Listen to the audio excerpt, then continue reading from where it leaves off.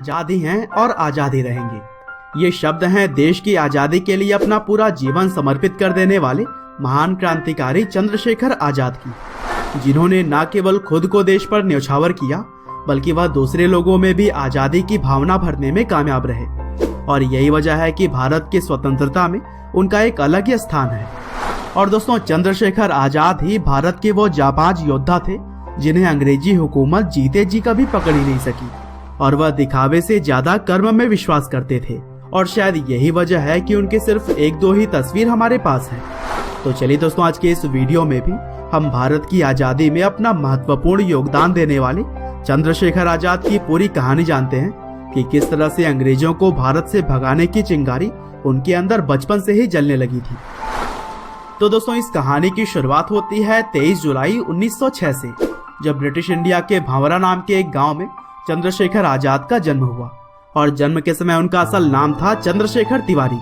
वहीं उनके पिता का नाम सीताराम तिवारी और माँ का नाम जगरानी देवी था। और वैसे तो उनका परिवार मूल रूप से उत्तर प्रदेश के उन्नाव से था, लेकिन वहां पर पड़ रहे अकाल की वजह से वे सभी लोग मध्य प्रदेश के भवरा नाम की जगह पर आकर बस गए थे। और दोस्तों, चंद्रशेखर शुरू से ही विद्रोही प्रवृत्ति के व्यक्ति थे। उनको ना तो अंग्रेजों की गुलामी मंजूर थी और न ही अंग्रेजों का भारतीयों पर जुल्म ढाना। और इन्हीं जुल्मों से तंग आकर अंग्रेजों को भारत से भगाने के लिए उनके मन में चिंगारी बचपन से ही जलने लगी थी। और चूंकि वह एक ब्राह्मण परिवार से ताल्लुक रखते थे, इसीलिए उनकी माँ चाहती थी कि वह काशी जाकर संस्कृत की पढ़ाई करें। लेकिन यह बात ना तो चंद्रशेखर आजाद को मंजूर था और न ही किस्मत को, क्योंकि इसी बीच 13 अप्रैल 1919 में जलियांवाला बाग हत्याकांड हुआ, जिसमें कि लगभग 1600 मासूम लोगों की जान चली गई। और अंग्रेजों की इस क्रूरता ने पूरे देश को दहला कर रख दिया था। साथ ही हर किसी के मन में अंग्रेजी हुकूमत के खिलाफ नफरत कई गुना बढ़ गई थी। और इसी घटना ने चंद्रशेखर आजाद के अंदर भी छुपे हुए क्रांतिकारी को बाहर लाने का काम किया। और फिर 1921 यानी कि महज 15 साल की उम्र में चंद्रशेखर ने गांधी जी के असहयोग आंदोलन में भाग ले लिया। और इसी आंदोलन के दौरान बहुत सारे देशभक्तों के साथ उन्हें भी पहली बार गिरफ्तार किया गया। और फिर गिरफ्तारी के बाद जब उन्हें मजिस्ट्रेट के सामने पेश किया गया, तब मजिस्ट्रेट ने उनसे उनका नाम पूछा और चंद्रशेखर ने अपने उत्तर में कहा कि उनका नाम है आजाद। और फिर पिता का नाम पूछने पर उन्होंने उत्तर दिया स्वतंत्रता। और फिर आखिर में जब उनसे उनका पता पूछा गया तो उनका जवाब था जेल। और यह जवाब सुनकर वहाँ पर मौजूद सभी भारतवासी तो काफी खुश हुए, लेकिन अंग्रेज अफसर और मजिस्ट्रेट तिलमिला उठे। और फिर इन जवाबों के लिए उन्हें 15 कोड़े मारने की सजा सुनाई गई। हालांकि यह सजा एक 15 साल के आम बच्चे के लिए तो कठिन हो सकती थी, लेकिन चंद्रशेखर तो कोई आम बच्चे नहीं थे, क्योंकि उनके अंदर तो देश के ऊपर सब कुछ न्यौछावर करने का जुनून सवार था। और इसीलिए कोड़े पड़ने के साथ उनके मुख से आह निकलने की जगह पर भारत माता की जय निकलता था। और फिर इसी घटना के बाद से चंद्रशेखर तिवारी को चंद्रशेखर आजाद बुलाया जाने लगा। और फिर 1922 में जब गांधी जी के द्वारा असहयोग आंदोलन को भंग कर दिया गया, तब इन्होंने अपने हिसाब से काम करने का निर्णय लिया। और इसी दौरान उनकी मुलाकात हुई मनमथनाथ गुप्त नाम के एक युवा क्रांतिकारी से। और फिर गुप्त के माध्यम से ही आजाद मिले राम प्रसाद बिस्मिल से, जो कि हिंदुस्तान रिपब्लिकन एसोसिएशन के संस्थापक भी थे। और बिस्मिल साहब चंद्रशेखर आजाद से मिलकर काफी प्रभावित हुए। और फिर उन्होंने चंद्रशेखर को हिंदुस्तान रिपब्लिकन एसोसिएशन का मेंबर बना लिया।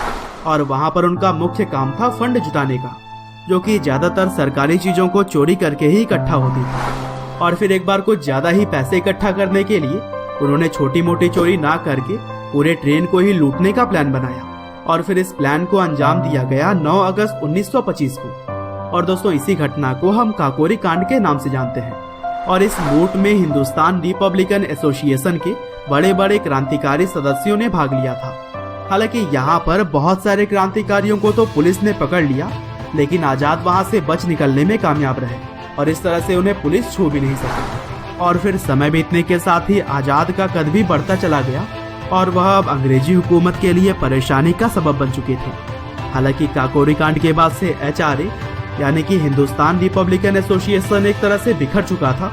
और इसीलिए 1928 आते आते भगत सिंह के साथ मिलकर चंद्रशेखर आजाद ने इस दल का नाम HSRA कर दिया, जिसका मतलब था हिंदुस्तान सोशलिस्ट रिपब्लिकन एसोसिएशन। और फिर इसी साल यानी कि 1928 के ही एक आंदोलन में लाला लाजपत राय की मृत्यु हो गई। और उनके मृत्यु का बदला लेने के लिए चंद्रशेखर आजाद ने भगत सिंह और सुखदेव के साथ मिलकर ब्रिटिश पुलिस के अधिकारी जॉन सैंडर्स की हत्या कर दी।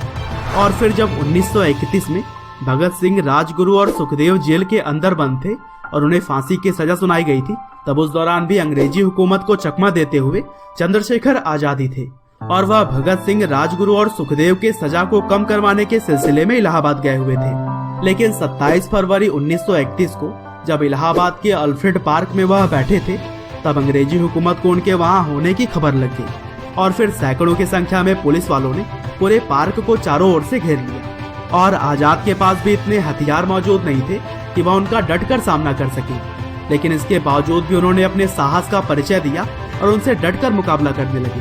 हालांकि जब उनके बंदूक में सिर्फ एक ही गोली बची तब वह रुक गए और फिर उन्होंने खुद को गोली मार दी ताकि वह अंत में भी अंग्रेजों के हाथ न आ सके। और इस तरह से चंद्रशेखर शहादत से पहले भी आजाद थे और मृत्यु के बाद भी आजाद ही रहे। और फिर 24 साल की छोटी सी उम्र में ही शहीद होकर उन्होंने लाखों करोड़ों युवाओं में आजादी की ऐसी चिंगारी जलाई जो कि आग में तब्दील हो गई और फिर आखिरकार 1947 में अपना देश आजाद हुआ। तो दोस्तों, यह थी कहानी भारत के वीर सपूत चंद्रशेखर आजाद की। उम्मीद करते हैं कि यह आपको जरूर पसंद आई होगी।